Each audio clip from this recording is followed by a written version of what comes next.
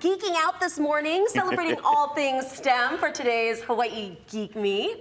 Joining us this morning to tell us some more about the event is organizer and tech expert Ryan Ozawa, who is always with us. And good morning. Good morning. I love it. It's a great day to be a geek. Well, you know, this has been going on for a bit now. 15 years. So right. I'm very excited. It grows and grows. It does. You know, I keep wondering, when are people going to get tired of me? But, you know, the best part is that it's these organizations that make it happen. But the hardest job is picking a place and time, and everybody else does all of the work. Well, and it's really not just about the fun about it, right? There's actually a lot of serious discussions that happen. Oh, for sure. I mean, so geek is very expansive. I mean, I still have an English teacher friend. His name is Mitchell, who thinks about things that people used to do to chickens, and he can't get over the word geek as a result. But we use a different term, which is just anybody who's passionate about something, has a really strong interest, but more so wants to share it with other people. So that could be fun stuff like lightsabers and stormtroopers and getting dressed up, but it can be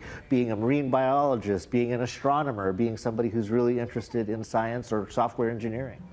Especially in this industry, right? We're looking for the future workforce and cultivating that. Is that a big part of kind of nurturing that spirit? Well, the remote work population has really exploded since the pandemic, and certainly more people are paying attention to their career options in technology or anything they can do remotely. And a lot of those are professions that will be represented at this event. Okay, so if you've never been to the event coming up today, where do you start? What is it like as you approach? I consider it like a geek village. It's like visiting a small town where little neighborhoods are made up of sustainability groups, technology groups, the cosplayers.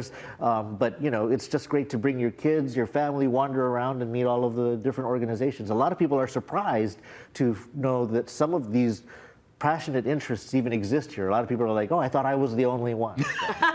Well, is there anything new happening this year? Oh, well, this year we have LARPers. I've never met a LARPer. They're live action role players. So the same way people would play like Dungeons and Dragons, they play it by going out into the world and living it out that way. It's very similar to the knights in shining armor or even the stormtroopers perhaps, but they have a whole narrative and a story.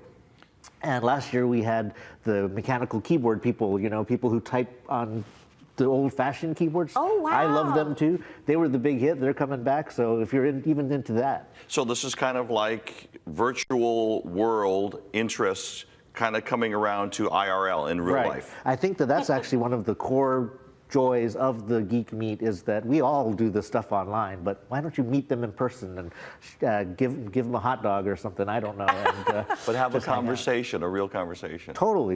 And collaborate. What's the information? Where can they go? Sure. What time? So I'm headed there after this. It's at Magic Island. It's from 9 a.m. to 3 p.m., but people show up early, come late, come and go all day. It's so casual. It's amazing. Okay. Okay, so go there, and you can also take pictures with Ryan. Say, hey, I saw you on TV. Can I take a picture with you? Or you know, just pay me to not be in a picture with you. And there's demos. I think that's the fun part for Keiki also. Telescopes, microscopes, Chaminade, UH, the engineers will be there. So much fun. Is there a website for this event? Hawaii Geek